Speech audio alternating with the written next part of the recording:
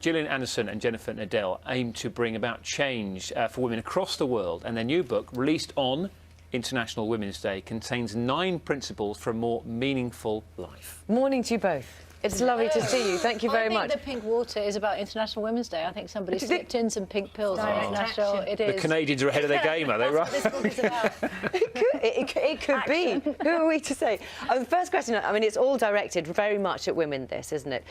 First question, really, why women? Why necessary in the 21st century to be talking so directly in some ways? Well, we are women, and that is our experience. But I also think that women particularly feel a huge amount of pressure today. We're shown on billboards and in magazines how to behave, what to buy, how to act. And I think that we feel a huge amount of pressure. And the pressure at the end makes us feel slightly lost. The levels of depression and self-esteem are skyrocketing, and we feel paper thin in trying to juggle our lives. Do you think, Jennifer, it's still that pressure of trying to be everything to everybody? Is that still the concern?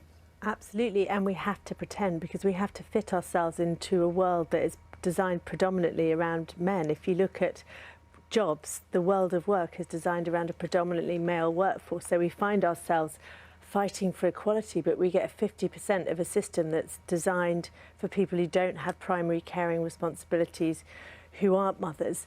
And so rather than fighting for 50% of a system that doesn't work, we would like to see a new paradigm, one that's built around the reality of who we all are, men and women. You know, we're all real, three-dimensional. It's very interesting because you very much in the book talk sort of about action, and it can be in all sorts of different ways, which we'll come to in a minute. Gillian, I'm particularly interested in when you fought against and actually made a difference. When you found out that you were paid half of what your co-star was in a show, and you talk about in the book about feeling very concerned about speaking out about it. Well, it was something that happened way back at the beginning when I was new to the series, and I had to fight quite hard to get equal pay.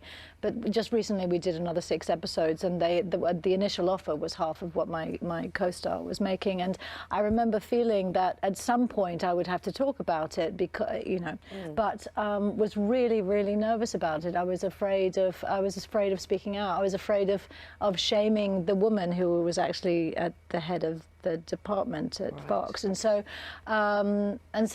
yeah, it became really important at some point to speak out about it. And you talked in some ways about naming things, about talking about spotting things, don't you, and talking about things. Well, one of the principles in the book is honesty, and getting really, really clear about the areas of our life that are not working, and making space for ourselves, and how do we practice self-care, because when we practice self-care, it's possible for us to go into the world and be kinder, and to feel like we can manage the lives that we are feeling we're buckling underneath. And also we have to be honest with the outer world about what it is to be women. I mean, it's extraordinary that after all these years of feminism, levels of grooming are actually more is expected of us in terms of how we look, you know, and the same is happening for men, and there's this kind of arms race of you know, airbrushing ourselves, and it's crazy because that's not what really matters. You know, what brings us happiness isn't how we look, it's how we feel on the inside and our level of connectedness with those we have relationships with.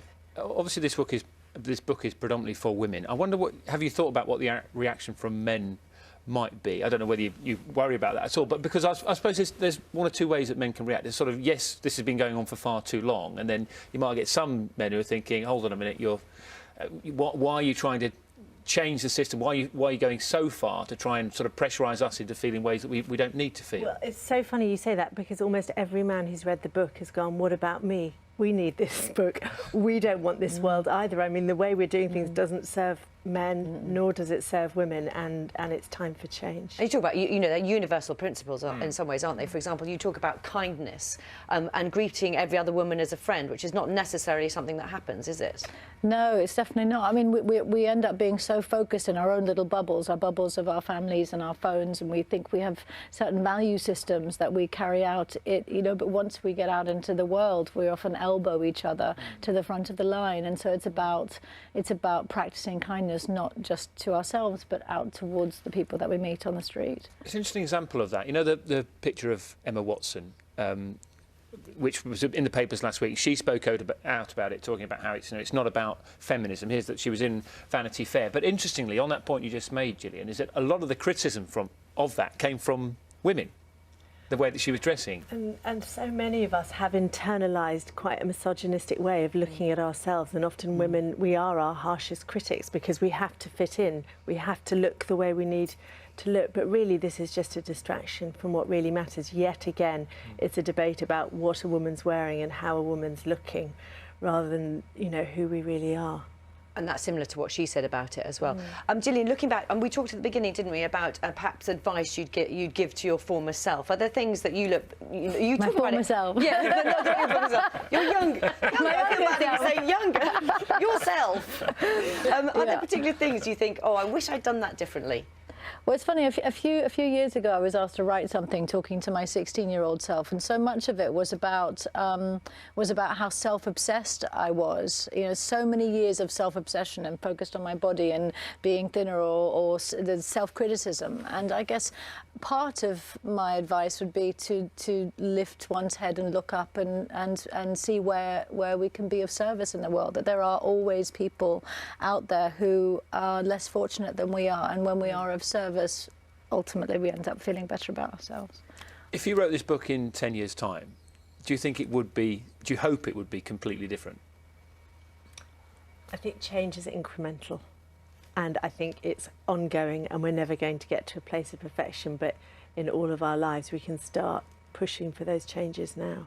I just want to, Jennifer, pick a point from you, because you had a job similar in mine some ways, and one day you just had enough, hadn't you? Why? What was it that finally kind of made you think, actually, do you know what, I need to change this? Well, like many people, I was living in a when-then world. You know, when I've got the job, when I've got the children, when I've got the home, then I'll be okay. And I woke up one morning, I had the home, I had the job, I had 2 beautiful children, and I just couldn't go on. I looked at them in their high chairs.